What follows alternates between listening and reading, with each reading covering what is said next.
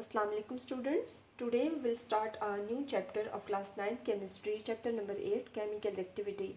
In this chapter we will talk all about metals and non-metals. तो इस unit में हमने सब कुछ जो है metals और non-metals के बारे में पढ़ना है. तो चलिए स्टार्ट करते हैं. सबसे पहले हम मेटल का इंट्रोडक्शन देखेंगे. इंट्रोडक्शन में हम मेटल की डिफरेंट फिज़िकल और केमिकल प्रॉपर्टीज़ हैं उनको स्टडी करते हैं. आज के लेक्चर में हम इनकी फ़िज़िकल और केमिकल प्रॉपर्टीज़ देखेंगे. नेक्स्ट हम इनका जो पोजीशन है पीरियोडिक टेबल में, जो लोकेशन है मेटल्स की, उसको भी डिस्कस करेंगे. नेक्स्ट हमने इलेक्ट्रोपॉजिटिव कैरेक्टर है मेटल्स का, उसको डिस्कस करना है कि इलेक्ट्रोपॉजिटिव कैरेक्टर क्या होता है. नेक्स्ट हमने जो मेटल्स की अल्कली मेटल्स और अल्कलाइन अर्थ मेटल्स हैं वो क्या होती हैं, ये भी हमने पढ़ना है. उसके बाद हम नॉन मेटल्स को स्टार्ट करेंगे कि नॉन मेटल्स क्या होती हैं. उससे पहले हमने जो नोबल मेटल्स हैं उनके यूजेस भी देखने हैं, उनकी जो इनर्टनेस है वो देखनी है कि उनको नोबल मेटल्स क्यों कहा जाता है. नेक्स्ट हम नॉन मेटल्स के केमिकल रिएक्शंस पढ़ेंगे. उसके बाद हमारे पास यहाँ पे जो टॉपिक है वो है सिग्निफिकेंस ऑफ नॉन मेटल्स. तो स्टूडेंट्स हम आज जो इनकी केमिकल और फिज़िकल प्रॉपर्टीज़ हैं उनको स्टार्ट करते हैं. तो सबसे पहले हमारे पास जो प्रॉपर्टीज़ हैं, जो वर्ड है मेटल, कि मेटल होता क्या है. मेटल्स जो हैं पीरियोडिक टेबल में पाए जाने वाले एलिमेंट्स हैं जो कि सॉलिड होते हैं. सॉलिड जो जितने भी सॉलिड एलिमेंट्स हैं वो क्या हैं, वो मेटल हैं. पीरियोडिक टेबल में अगर आप बुक में पीरियोडिक टेबल देखें तो पीरियोडिक टेबल में जो येलो कलर के बॉक्सेस हैं वो सब के सब क्या हैं, मेटल्स हैं, और वो सब सॉलिड होते हैं एक्सेप्ट मरकरी. मरकरी एक ऐसा मेटल है जो कि लिक्विड फॉर्म में पाया जाता है, बाकी सारे मेटल्स जो हैं वो सॉलिड फॉर्म में पाए जाते हैं. तो मेटल्स क्या होते हैं, मेटल्स कुछ एलिमेंट्स हैं जो कि पीरियोडिक टेबल में येलो कलर का जो इनके बॉक्सेस हैं वो हैं. तो जो नेक्स्ट प्रॉपर्टी है वो ये है कि मेटल्स मेटालिक क्लस्टर होते हैं. मेटालिक क्लस्टर का क्या मतलब है, मींस के इनकी जो सरफेस है वो उनमें चमक होती है एंड कैन बी पॉलिश्ड, और उसको पॉलिश किया जा सकता है. मींस के उस पर कोई भी पेंट अगर आप करना चाहें तो पेंट जो है वो आप कर सकते हैं. तो मेटालिक क्लस्टर है मींस कि उनकी जो सरफेस है वो उनमें उसमें चमक होती है और उसको पॉलिश किया जा सकता है. नेक्स्ट पॉइंट है they have high melting and boiling points. Metal के जो बॉइलिंग और मेल्टिंग पॉइंट्स हैं वो हाई होते हैं. अच्छा, मेटल के जो मेल्टिंग और बॉइलिंग पॉइंट्स हैं वो हाई क्यों होते हैं, वो हाई इसलिए होते हैं कि जो मेटल्स हैं वो बनते हैं चार्जेस की वजह से. मींस के मेटल्स में मेटालिक बॉन्डिंग पाई जाती है जो कि उनको आपस में जोड़ के रखती है. तो मेटल्स बहुत ज़्यादा हार्ड होते हैं, इसलिए उनका मेल्टिंग और बॉइलिंग पॉइंट हाई होता है. नेक्स्ट पॉइंट ये है कि मेटल्स और malleable can be hammered into sheets. Means के मेटल्स मेलेबल होती हैं, उनकी शीट्स बनाई जाती हैं. मेटल को काट के उनकी शीट्स बनाई जाती हैं, जैसे आयरन की शीट होती है. जैसे किसी भी, जैसे अगर आप वाइट बोर्ड में अगर आप देखें तो ये आपको एल्यूमिनियम है या फिर आयरन अगर आप ले लें तो आयरन और एल्यूमिनियम दोनों की काट के शीट्स बनाई जाती हैं. तो मेलेबल का मतलब है कि इनको शीट्स में कन्वर्ट किया जा सकता है. नेक्स्ट पॉइंट है they are ductile. Ductile means के इनको इनकी वायर्स भी बनाई जा सकती हैं. And give off a ton when hit. और जब इनको हिट किया जाता है तो टन की आवाज़ आती है. मीन्स के जब इनको ऐसे हिट किया जाएगा तो टन की आवाज़ आएगी. They are good conductors. Metals good conductor हैं. मेटल्स गुड कंडक्टर्स क्यों होती हैं, मेटल्स गुड कंडक्टर्स इसलिए होती हैं कि उनमें फ्री रेडिकल्स पाए जाते हैं, उनमें आयंस पाए जाते हैं. फॉर एग्जांपल कि मैं यहाँ पे स्ट्रक्चर ड्रॉ करती हूँ मेटल का, तो ये मेटल के एटम्स हैं. तो ये आप देख सकते हैं कि उनमें कुछ फ्री स्पेसेस हैं.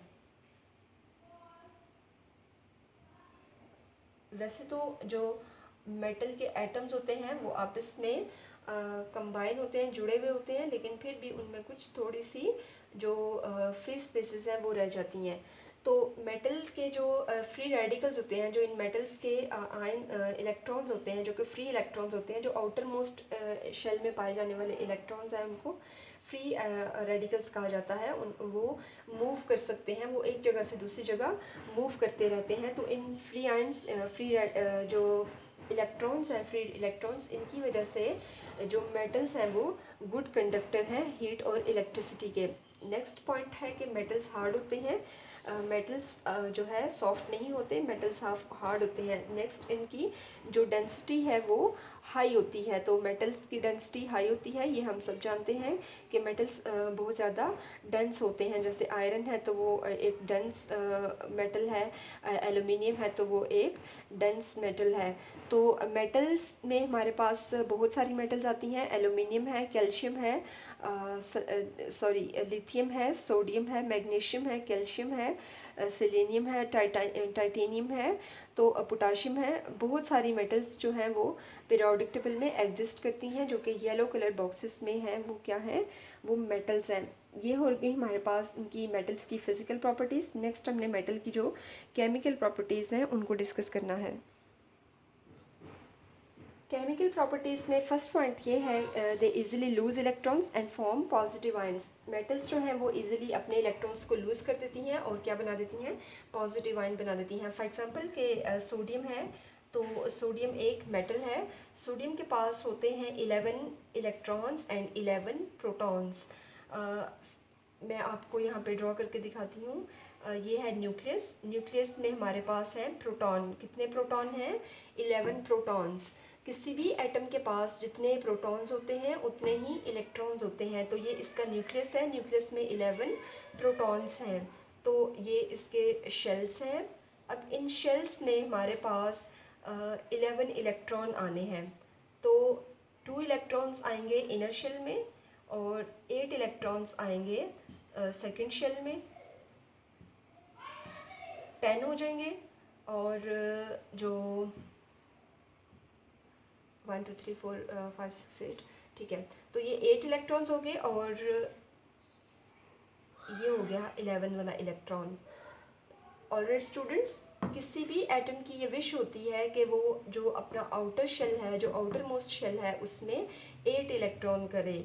मीन्स कि अगर उसके आउटर शेल में 8 इलेक्ट्रॉन्स हैं तो वो एटम स्टेबल होता है। अगर उसके आउटर शेल में 8 इलेक्ट्रॉन्स नहीं है तो वो अनस्टेबल होगा। इसलिए सोडियम जो है Na पॉजिटिव, Na सोडियम, इसकी भी विश है कि इसके आउटर शेल में 8 इलेक्ट्रॉन्स आ जाए। तो इसका जो सेकंड शेल है उसमें तो 8 इलेक्ट्रॉन्स हैं, लेकिन जो इसका लास्ट वाला शेल है उसमें 1 इलेक्ट्रॉन है। अब इसकी विषय या तो ये अपना 1 इलेक्ट्रॉन भी किसी को दे दे या फिर ये 7 इलेक्ट्रॉन्स किसी से ले ले, ताकि इसके पास टोटल आउटर शेल में 8 इलेक्ट्रॉन्स हो जाएं।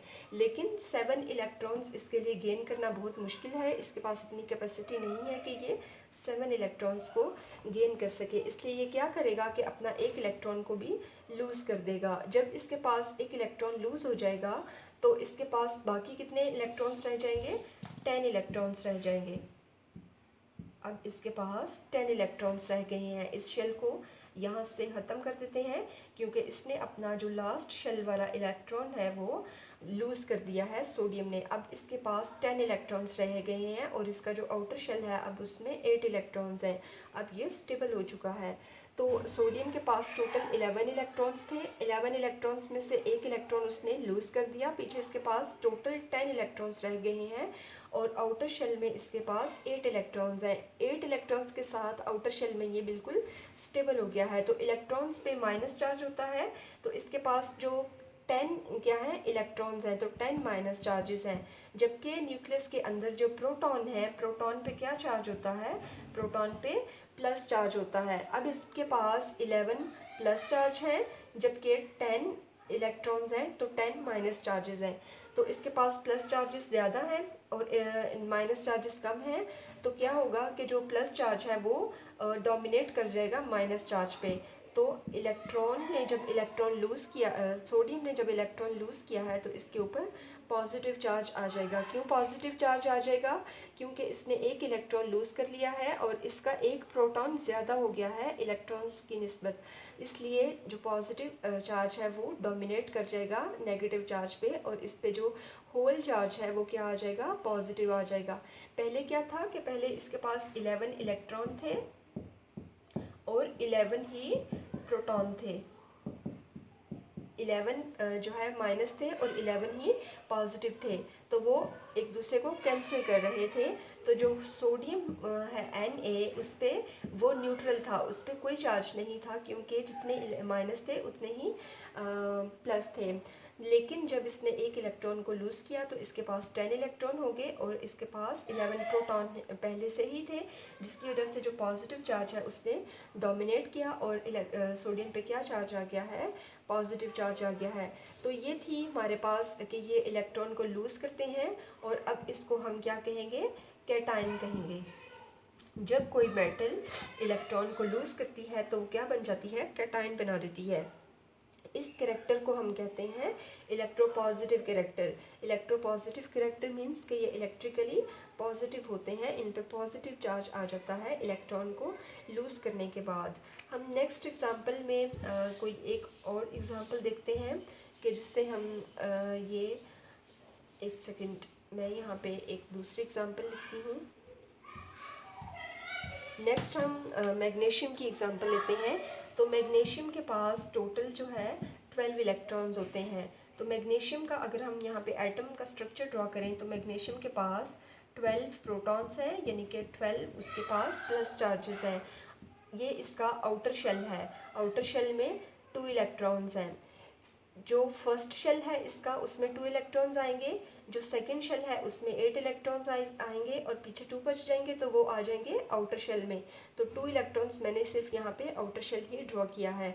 तो अब इसके पास आउटर शेल में 2 इलेक्ट्रॉन्स हैं। अब इसकी क्या विश है कि इसके पास आउटर शेल में 8 इलेक्ट्रॉन्स आ जाए। अब ये क्या करेगा कि या तो ये 2 इलेक्ट्रॉन्स को भी लूज़ कर देगा या फिर ये 6 इलेक्ट्रॉन्स को गेन करेगा। लेकिन 6 इलेक्ट्रॉन्स को गेन करना इसके लिए मुश्किल है, तो ये क्या करेगा कि अपने 2 इलेक्ट्रॉन्स को भी लूज़ कर देगा। तो ये पहले अपने एक इलेक्ट्रॉन को लूज़ करेगा, तो पीछे इसके पास 11 माइनस चार्जेस आ जाएंगे कि इसके पास 11 इलेक्ट्रॉन्स रह जाएंगे और इसके पास 12 प्रोटॉन होंगे। तो ये क्या बन जाएगा, Mg पॉजिटिव। इसने एक इलेक्ट्रॉन लूज़ किया और 11 मीन्स कि इसके पास 11 इलेक्ट्रॉन हो गए। अब अभी भी ये अनस्टेबल है, तो ये क्या करेगा कि अपना दूसरा इलेक्ट्रॉन भी लूज़ कर देगा। अब इसके पास 10 इलेक्ट्रॉन रह जाएंगे और यहाँ पे इसने 2 इलेक्ट्रॉन्स लूज़ किए हैं तो +2 लिखेंगे, क्योंकि इसने जो 2 इलेक्ट्रॉन्स लूज़ किए हैं तो इसका जो चार्ज है वो +2 हो जाएगा। अब इसके पास 10 इलेक्ट्रॉन है और 12 प्रोटॉन है। प्रोटॉन पे प्लस चार्ज है, इलेक्ट्रॉन पे नेगेटिव चार्ज है, तो जो प्लस चार्ज है वो डोमिनेट कर जाएगा नेगेटिव पे। तो मैग्नीशियम पे क्या आएगा, प्लस चार्ज आएगा। क्यों प्लस चार्ज आएगा, क्योंकि 12 प्रोटॉन है और 10 इलेक्ट्रॉन है। तो ये है मेटल्स का इलेक्ट्रोपॉजिटिव कैरेक्टर कि वो इलेक्ट्रॉन को लूज़ करती हैं और जब इलेक्ट्रॉन को लूज़ करती हैं तो क्या बना देती हैं, कैटायन बना देती हैं। और इस प्रॉपर्टी को हम क्या कहते हैं, इलेक्ट्रोपॉजिटिव कैरेक्टर कहते हैं। ये मेटल्स का एक मेन कैरेक्टर है, इलेक्ट्रोपॉजिटिव कैरेक्टर। इसको हम डिटेल में नेक्स्ट लेक्चर में स्टडी करेंगे कि डिटेल में हम डिफरेंट मेटल्स का इलेक्ट्रोपॉजिटिव कैरेक्टर देखेंगे।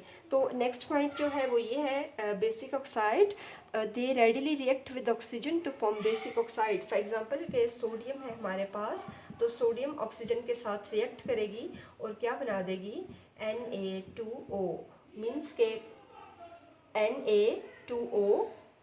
तो ये है सोडियम ऑक्साइड, ये एक बेसिक ऑक्साइड है। तो कोई भी मेटल जब ऑक्सीजन के साथ रिएक्ट करती है तो क्या बना देती है, बेसिक ऑक्साइड बना देती है। They usually form ionic compounds with non metals. जब किसी भी कंपाउंड मेटल का रिएक्शन होता है नॉन मेटल के साथ, नॉन मेटल्स कौन से हैं, नॉन मेटल हमारे पास कार्बन है, इसके बाद नाइट्रोजन है, ऑक्सीजन है, फ्लोरीन है, क्लोरीन है, सल्फर है, फास्फोरस है।